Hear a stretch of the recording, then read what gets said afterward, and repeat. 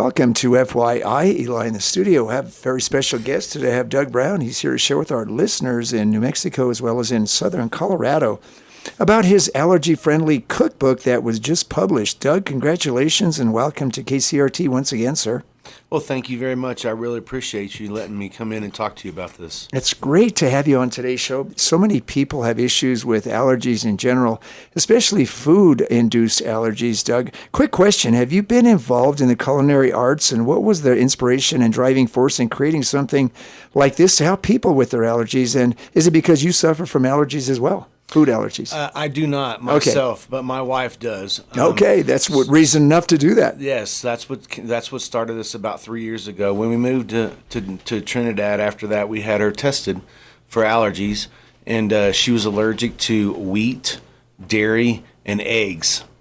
So at that point, it was really a big struggle for us just to find some dinners together. Before that, we had planned many trips and many vacations just by let's go to this city and see this particular restaurant, and let's go to this brewery and let's do this. And so that kind of took a lot of those things out of it for us. And so we had to learn how to recook. Yeah, the overprocessing of food, my son, and in fact, millions of Americans globally actually are gluten intolerant. And it's just a shame how some of these fine foods that we grew up with and we've consumed over the years have kind of changed our body chemistry. It has, yeah. I absolutely agree with that. Processed foods is not something that we've ever had eaten at our house. Through when my kids were growing up and stuff, she was cooked for us all the time. If she didn't cook, I did. But we didn't have the allergy problem back then, so we could make whatever we want, and it was wide open. So we really had to relearn how to cook without these ingredients. Yeah, I've often said if a food item product has a long shelf life, it's actually going to shorten your life. That's correct. Over a period of time. You're absolutely right. That is a correct statement, and that's how you should look at it when you go buy food. So, Doug, and thank you for joining us here today on FYI. How long did it take you to get your cookbook published? I know it's probably a work in progress. You start out and then you add and delete, and and again, congratulations. How long did it actually take you to get this book published? You've been thinking about this for a long time? Yeah, so we've been collecting recipes over the last couple of years that we've learned to recook. So I guess I'd say it took me probably about 3 months to write the book and edit and do all that. And then I got a publisher to help me publish it, to help me self-publish it. And so they are helping me get it online, and they're going to do some promotions for me. So I'd say it's taken me about 4 months or so totally. So you have this book, fine bookstores, Barnes & Noble, Amazon, other bookstores? So it's really only online, but you can get it on barnesandnoble.com, you can get it on amazon.com, you can get it on several other places that are only online. When you order it, you can get a copy that's printed, or you can just do the ebook that is you just download and get it. Well, name a couple of your specialty items that you're most proud of, I guess you could say. I'm sure you're proud of the entire cookbook, allergy-friendly cookbook, but, I think a cook is almost like a food chemist because it takes a lot to master, let's say, one of your allergy-friendly casseroles or pasta creations. So tell us maybe some of your favorites right now for our listeners, both in New Mexico as well as in Colorado. Okay. A couple of the recipes that we have on here are creamy classic chai pudding. So that one's really easy to make, and it's quick, and it's really, really good. There's a couple other chai puddings on here. We have the banana coconut chai pudding. We have the coconut chai pudding, and we have the mango chai pudding. Other things on here, there's a lot of things on here. We have beef and broccoli. We have several things on here. Brussels sprouts, some side dishes. They're not all entrees. There's some side dishes in here too, because that's kind of hard to find things that you can eat that don't have a lot of butter in them. So you got to kind of remake them for your own. Yeah, so what was your initial thought when you finally said, hey, my book's published? I mean, a lot of self-gratification, a lot of hard work, a lot of diligence, a lot of resiliency, probably, and you're probably thinking, man, I finally did it, and who knows, I may have a book number 2 in the works. So to tell you what I really thought, when I first saw it, I'm like, wow, this is really tiny. I only have 25 recipes in here. Hey. So I'm already working on the next one. I knew you were going to do that. The wheels are always turning, right? Yeah. Okay. Did you ever think of maybe going to culinary art school before you started your?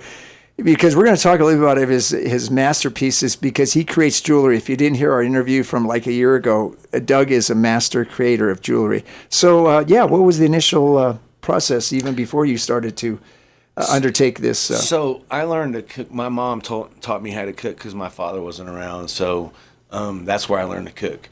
But when I was a teenager, I ran 2 Pizza Inn restaurants at the same time. I was assistant manager at one of those. All right, both of them. And so that's where I learned to do some of the cooking. And that person that owned those bought another classic dining restaurant, like a diner.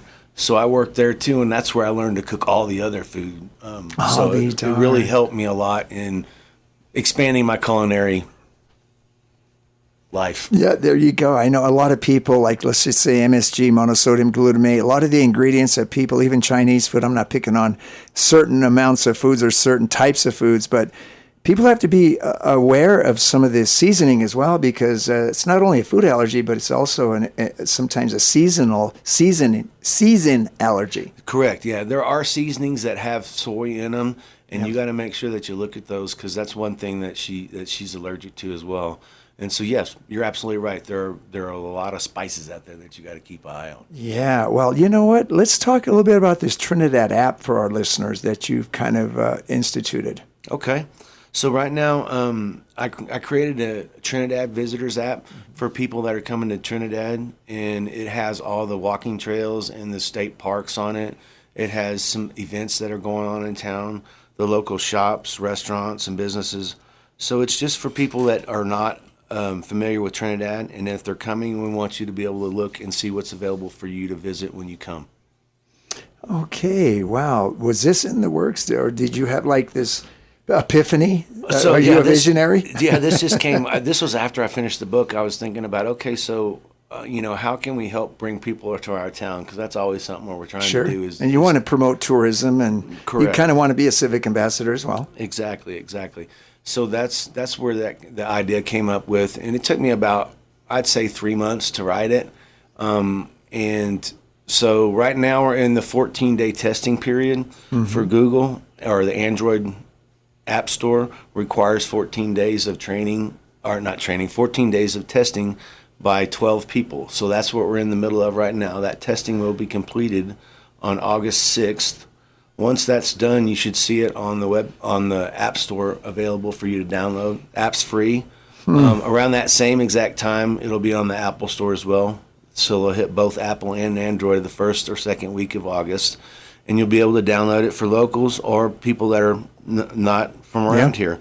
And it really, just like I said, it just tells you what's available in town and what you can do. Restaurants, shops, and hiking and fishing and whatever you like to do outdoors as well. And I kind of wanted to be a participant, because Kiffin messaged me that day and said, but I said, I have an iPhone iOS, so I said, I guess I'm not a person that's going to be able to do that, but I'm sure my niece and other people, I can always do that.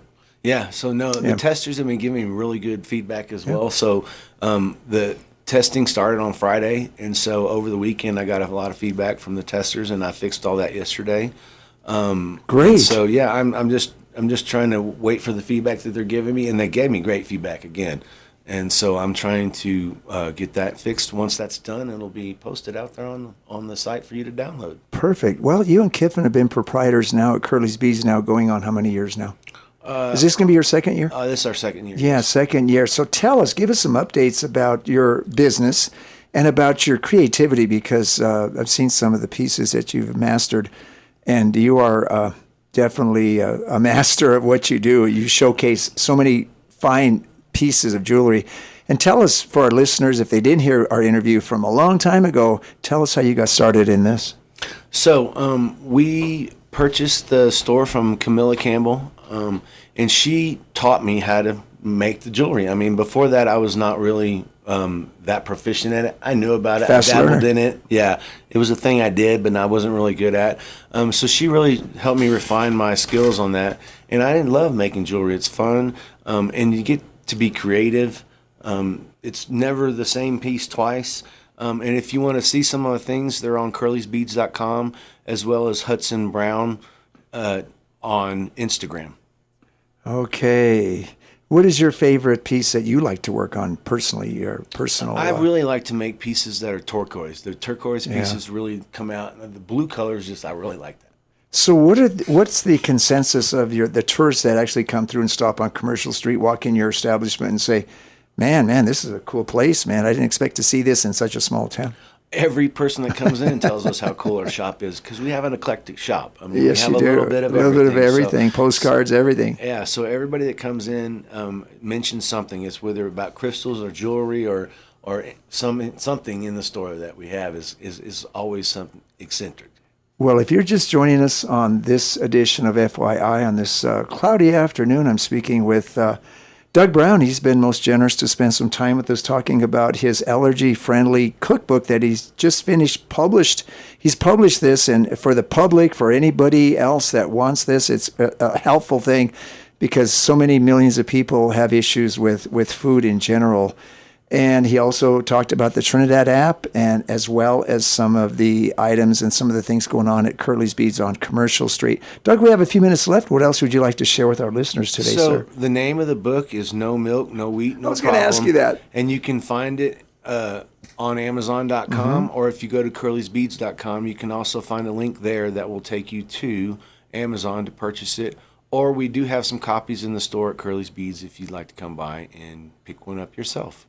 That sounds great. Well, you're always welcome back. Kiffin's been in here with Dr. Ivory when they had the festival a few months ago, and that, tell you what, what'd you think of that? I was very, very proud of her. I went that Friday night, and I was like, wow. She did such a good job on that. Those 4 girls are the 3 girls that worked on it, and with the volunteers, that was the inaugural, and they're going to have so many more years of just, holistic, homeopathic, natural healing. Yeah, it was great. And if you haven't, the acupuncturist that was there is coming to town once a month, and she does a great job. If you like to go see her, y'all. Yeah, well, I got some nice candles and things, and it was great because the entire weekend, and the trolley was right there, right in front of the Space to Create building, ready to take people to and fro. Yeah, it was great. That was We're great. very happy with the turnout and some of the feedback from the people. We spoke to some people that were from from Amarillo. Yeah. That saw it on a TV commercial. So we were just. There was some happy outer with the turnout. staters. It was great. Yeah. We were really happy with the turnout. Well, Doug Brown, God bless you. Thank you so much. Appreciate your hard work and your diligence in making this a 5-star allergy-friendly cookbook, sir. Congratulations once again. Thank you very much for having me. I appreciate it, Eli. Thank you, Doug. Anytime.